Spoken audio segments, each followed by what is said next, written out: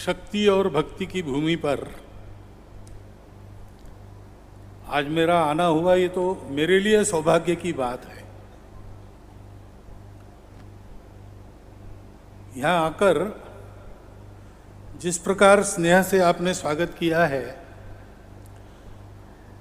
और अयोग्य होते हुए भी मेरे बारे में जो सद्भावना बहुत अच्छे अच्छे शब्दों में प्रकट की है, तो प्रार्थना भगवान से एक ही है कि ये सब सुन के मेरा दिमाग ठीक रहे। लेकिन ये सब स्नेह देख के मुझे फिर से एक बार राघवाचार्य जी महाराज का स्मरण हो आया। आप में बहुत लोग उनको बहुत पहले से जानते हैं। मेरा तो सरसंघ चालक बनने के बाद ही उनसे संबंध आया, परंतु पहले भेंट से ही दो बातें मेरे तुरंत ध्यान में आई, यानी वो प्रतीत होती ही थी किसी को भी।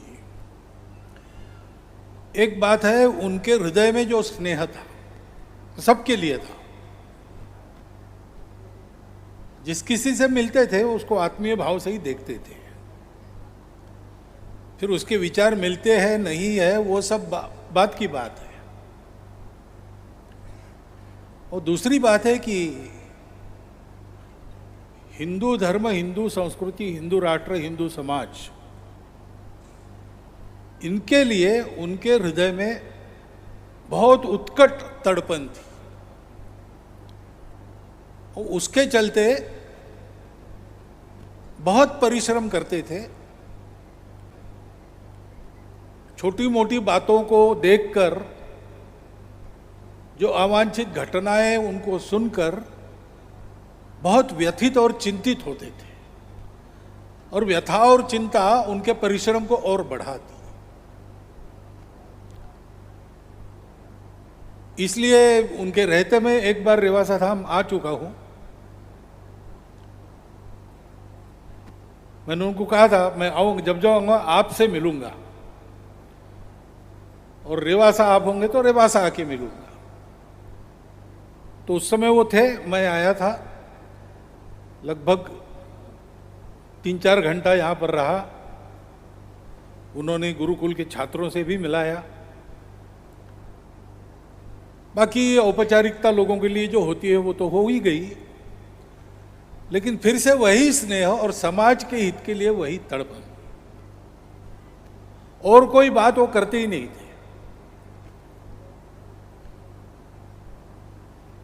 थे सन्यासी, लेकिन जैसा महाराज जी ने कहा कि सन्यासी वेश में वो स्वयंसेवक ही थी। वैसे भी संघ की शाखा में जाकर स्वयंसेवक होना ये एक टेक्निकल बात है। बहुत से संत महात्माओं में तो बहुत सारे हैं जो शायद संघ के कार्यक्रम में नहीं आए होंगे, हमारे जैसे कार्यकर्ताओं को मिले भी नहीं होंगे, लेकिन है तो स्वयंसेवक ही, क्योंकि वो एक जीवन का नाम है। जो जीवन अपने पवित्र हिंदू धर्म, हिंदू संस्कृति व हिंदू समाज का संरक्षण कर हिंदू राष्ट्र की सर्वांगीण उन्नति के लिए राष्ट्रीय स्वयंसेवक संघ का घटक बना है, और प्रामाणिकता से, निस्वार्थ बुद्धि से, तन मन धन पूर्वक आजन्म उस व्रत का पालन करता है।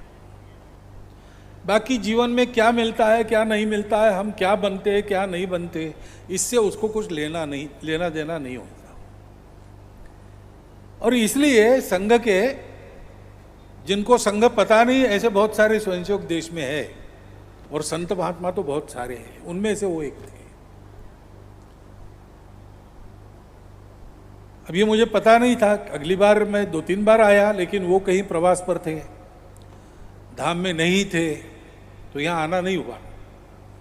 फिर से यहाँ आना उनके जाने के बाद होगा, इसका तो मुझे बिल्कुल ही अनुमान नहीं था। अनुमान होता भी नहीं किसी को।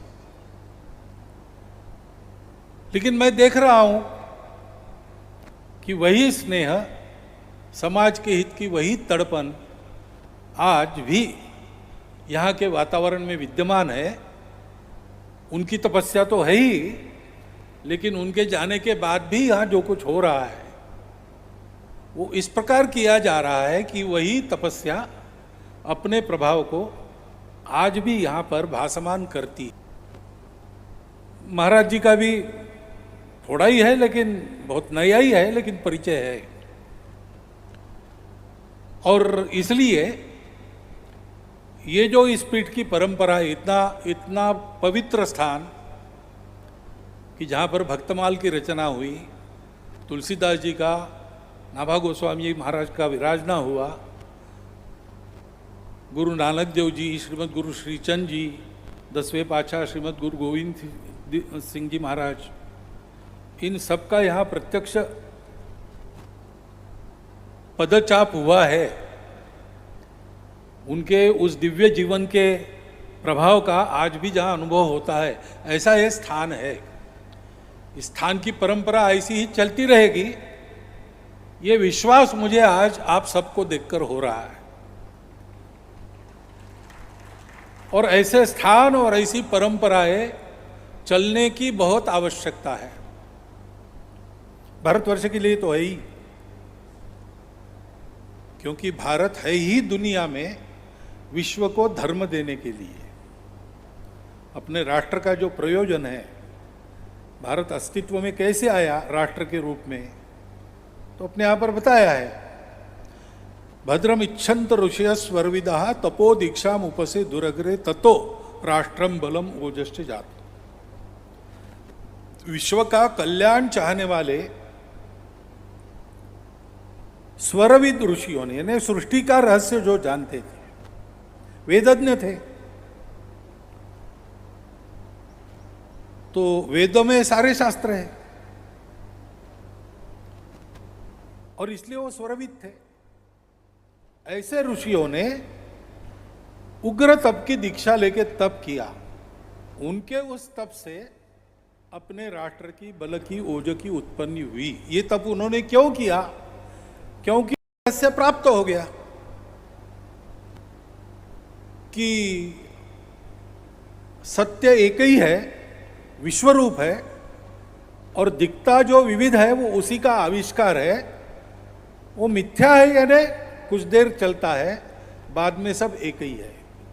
अनेक वाक्य ऐसे, सर्वम खलु इदम ब्रह्मम ऐसा कहते हैं, घट घट में राम है ऐसा कहते हैं, भगवान ही विश्व बना है ऐसा कहते हैं। अनेक वाक्य है, अनेक परंपराओं में।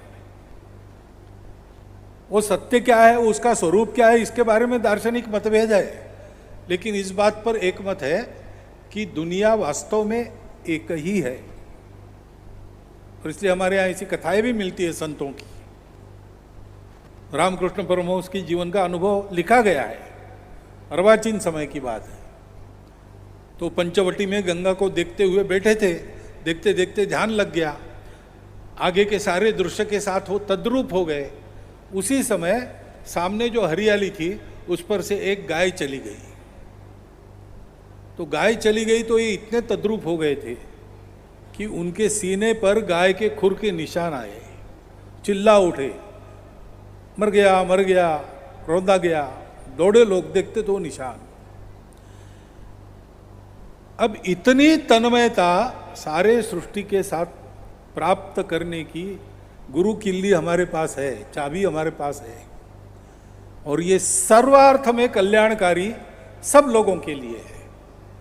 तो हमारे ऋषि मुनियों ने सोचा कि सब एक है, इसलिए सब अपने हैं। जो इतना बड़ा श्रेय हमको मिला है, पाथेय मिला है, ये सारी दुनिया को देना चाहिए। और सारी दुनिया को देने के लिए एक आदमी नहीं पर्याप्त होगा, एक पूरा राष्ट्र इसको जीवन ध्येय बनाकर दुनिया में जिए। इसलिए उन्होंने इस राष्ट्र की अपनी तपश्चर्या से निर्मित की है। तो ये भारत का प्रयोजन है, और ये भारत का प्रयोजन है उस प्राचीन समय से जब इतिहास भी नहीं था, इतिहास ने भी आंखें नहीं खोली थी, तब से ये अनवरत काम भारतवर्ष कर रहा है, भारत का हिंदू समाज कर रहा है। सनातन काल से चलती आई हुई ये अपनी रीति है। ये ऐसी कैसी चल रही है? क्योंकि ये पूरा समय निरापद तो नहीं था, कई उतार चढ़ाव आए। कभी हम स्वतंत्र रहे, वैभव संपन्न रहे, कभी हम दरिद्र हो गए, कभी हम परतंत्र हो गए, अत्याचारित पीड़ित हो गए, फिर भी ये काम चलता रहा है। जब जब दुनिया को विशेष रूप से इसकी आवश्यकता पड़ती है तब भारत का उत्थान होता है। आज हम देख रहे हैं अप्रत्याशित रूप से, अगर स्वतंत्रता के बाद का हमारा इतिहास देखे तो उस इतिहास के आधार पर कोई ये तर्क नहीं कर सकता कि भारतवर्ष उठेगा, लेकिन भारतवर्ष उठ रहा है, विश्व में अपना स्थान बना रहा है, विश्व में बड़ी ताकतें हैं उनके बावजूद बना रहा है। लोगों ने भविष्यवाणी की थी भारत स्वतंत्र होने के बाद कि यहाँ ये प्रजातंत्र चल ही नहीं सकता। प्रजातंत्र चला, प्रजातंत्र पर संकट आया, तब लोगों ने उसका प्रतिकार करके प्रजातंत्र को कायम रखा और आज आश्चर्यकारक रीति से भारत एक प्रजातांत्रिक देश के नाते प्रजातंत्र के मामले में सारी पृथ्वी में आगे है। ऐसे संत, ऐसे पीठ, जहां ऐसे संत ने और महापुरुषों ने प्रत्यक्ष धर्म का आचरण करते हुए सामान्य लोगों के सामने ये विश्वास उत्पन्न किया कि हाँ, इस धर्म पर चला जा सकता है, इस धर्म के आचरण करने से इहलोक में परलोक में दोनों तरफ सुख मिल सकता है। और इसलिए हर परिस्थिति में न जातुः कामान न भयान न लोभात धर्मम त्यजेत, इस प्रकार का जीवन हमारे यहां सामान्य व्यक्ति का भी रहा है। और ये प्रताप किसका है?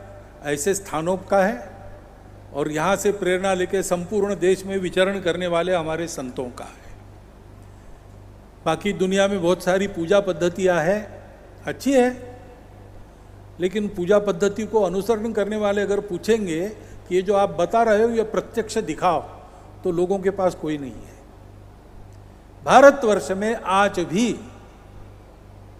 तत्वज्ञान के रूप में, अध्यात्म रूप के रूप में जो जो बोला जाता है वो जिनके जीवन में दिखता है, जीवन में आचरण करके उन्होंने यश, कीर्ति और श्रेय और प्रेय सब कुछ प्राप्त किया है, ऐसे जीवन बिल्कुल हमारे पास, हम लोगों में घूमते फिरते, हमारे जैसा खाते पीते हमको दिखते हैं।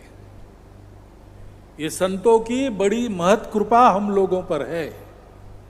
तुकाराम महाराज एक महाराष्ट्र में संत हो गए, उन्होंने कहा कि हम यहाँ के तो है नहीं, हम भगवान के हैं, वैकुंठ के हैं, यहाँ क्यों आए?